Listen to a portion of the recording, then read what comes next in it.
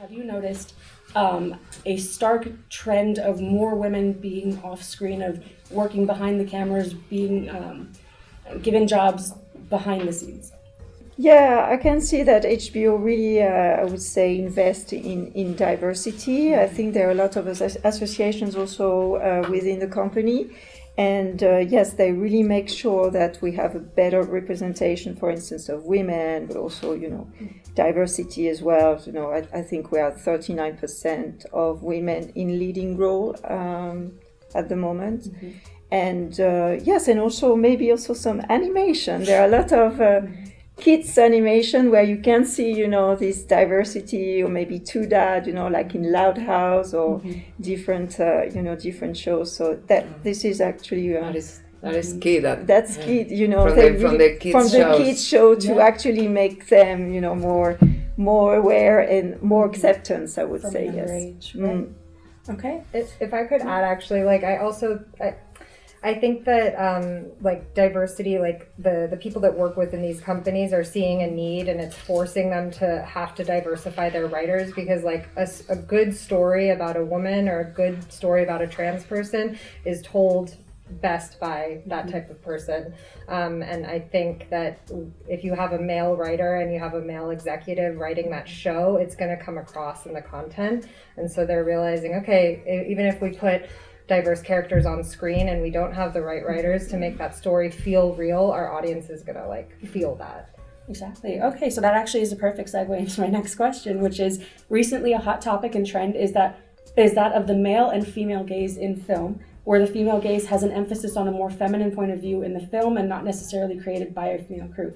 So obviously you do think that this affects the storytelling and the object of the film, but can you elaborate a little bit more on this, what your thoughts on it are? 100%.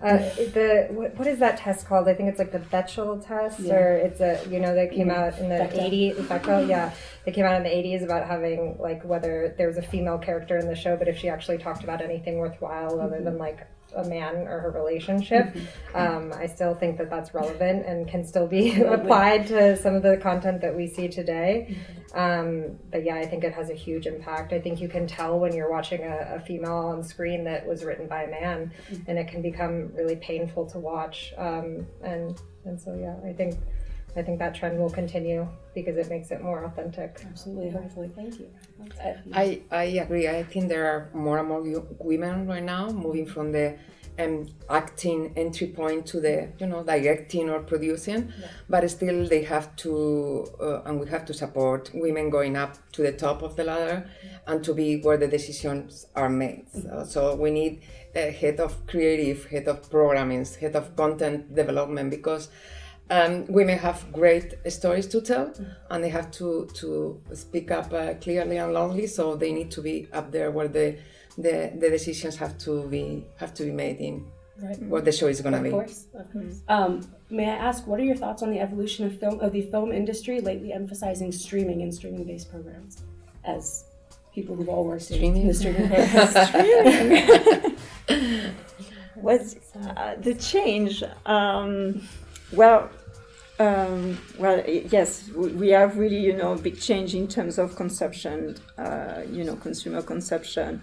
I think it's also changing the business model, movies business model as well, because, now we are talking about, different windowing and having, for instance, the movie available 45 days after the release, just on streaming.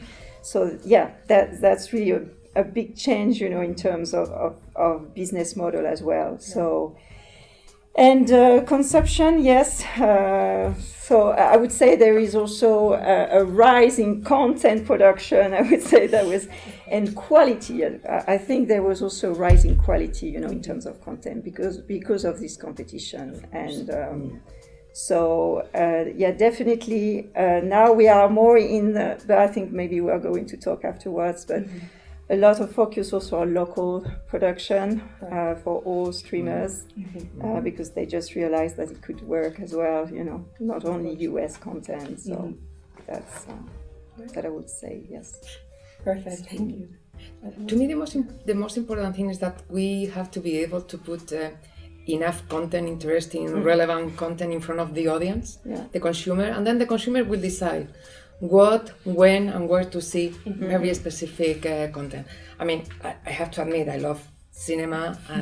To me, the theatrical experience is unique and is the best. Being able to watch a movie in a dark room without nothing around the phone, just focus on that and move to a different world. That's unique and the most amazing experience to me. But I understand that there will be moments to see a different content in a different format and at the sofa, and we have to combine those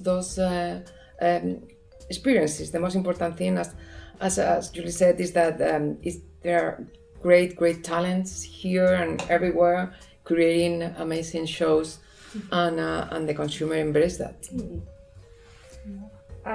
Yeah, of course. I mean, having worked at a company that's like fully streaming, like Netflix, versus HBO, that is like more traditional in the way they release their series, and they do it on like a weekly cadence, and you have to wait. And I still love that. Like just like Montse, like I really like to be in a dark room, and I like to wait till Sunday afternoon to watch my favorite show. But I think people are impatient, and I think they want to watch. But by the way, I can also watch 12 hours of a series and never leave my room. It's fine. There's two different ways of doing that. But I do think it impacts like kind of the quality. But the really amazing thing is like companies like Netflix and others as well, just like they're creating so much content because there's such a demand with streaming that they're able to get talent from all over the world and tell stories that are a bit more diverse. So I think that's such a beautiful side of streaming. This event is brought to you by Women in Business and collaborated with The Debate Club.